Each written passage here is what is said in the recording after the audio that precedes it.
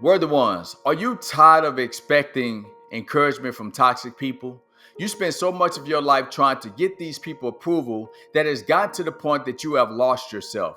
You're making decisions to do things that you really don't want to do, and it's all because you are expecting to get some encouragement from a toxic person. If that is you I'm describing, we're going to talk about how to stop expecting encouragement from toxic people so you can start embracing your greatness. What's up, it's Gene, this word to be great. It is a shame that so many of us, we give up our peace of mind, we give up our dreams, our goals, because we're trying to please a toxic person. We're giving this person so much because we are hoping that one day this person will encourage us. We are hoping one day this person will accept us. But the truth is, the only person that have to accept you is you. The number one person that needs to be encouraging you is you. And if you want your goals and dreams to become a reality, you have to start embracing the greatness inside of you. You see, not too long ago, I was dealing with a very toxic, narcissistic individual. And I've been knowing this person, and I knew this individual was like that. Now, I am a type of individual, I do not care about your approval. I don't care about your acceptance. You cannot manipulate me and play games with me because I'm just not going to play along.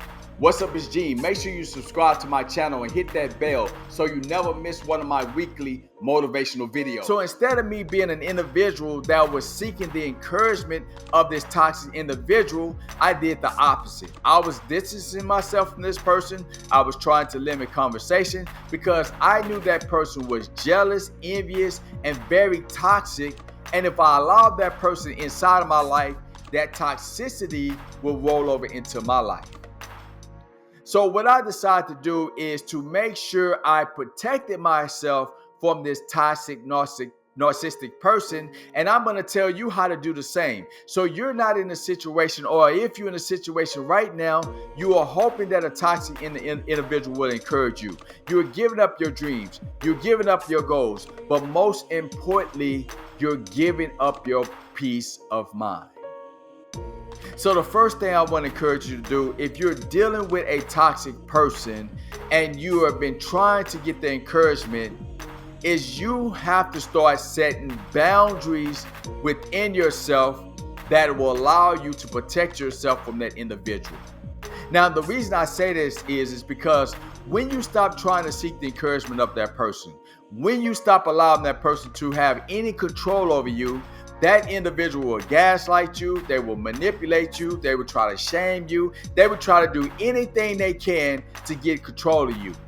So the first thing is you are setting those boundaries, and they have to be clear boundaries on what you will accept and not tolerate when it pertains dealing with a relationship with that individual if you must.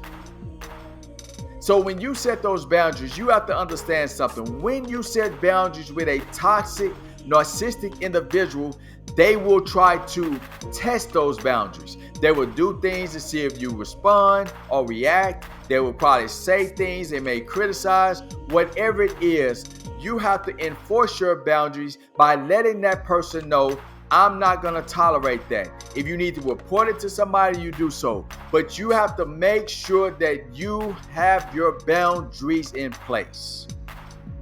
Now, the second thing is this. Document everything. You see, I learned a long time ago when I was working in the corporate world that if it is not written, it didn't happen. Because this is what happens. If you get in an altercation with a very toxic person and it's your word against that individual, and you have no proof of this person's behavior, there's very slim chance that people are going to believe what you're saying.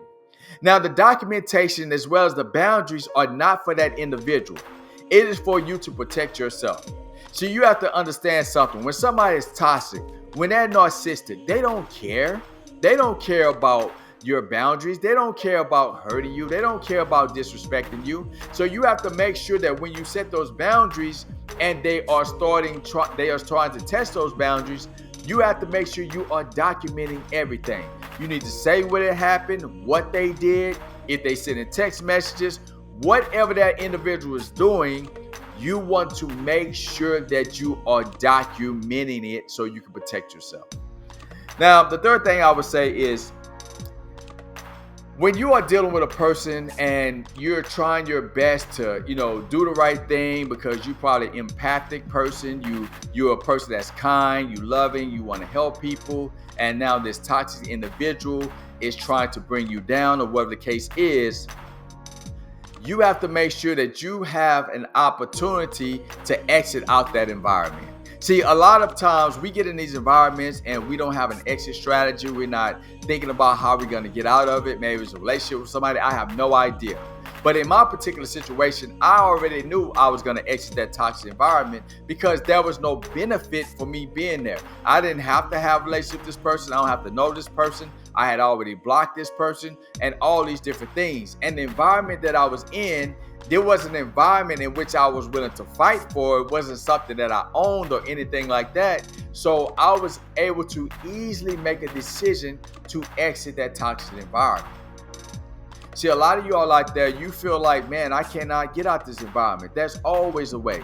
But you have to plan your way to exit out a toxic environment. Because if you stay in that environment and that toxic person is always around you, criticizing you, disrespecting your boundaries, it's going to be easy for you to go back to expecting encouragement from this toxic person. And that's going to keep you from embracing your greatness because you will be thinking that you're not good enough, you're not worthy to achieve greatness, you're not worthy of your dreams. And that's because that toxic person, toxicity has got inside of you.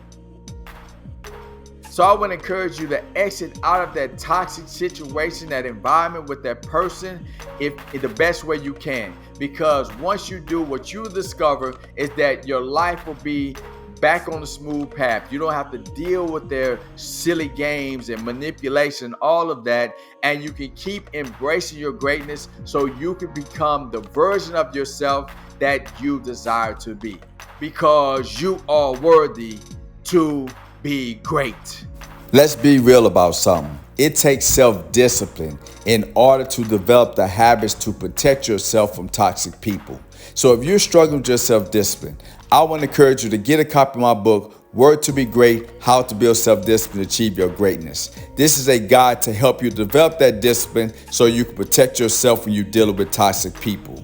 So click the link in my profile or go to wordtobegreat.com or Amazon and get your copy today.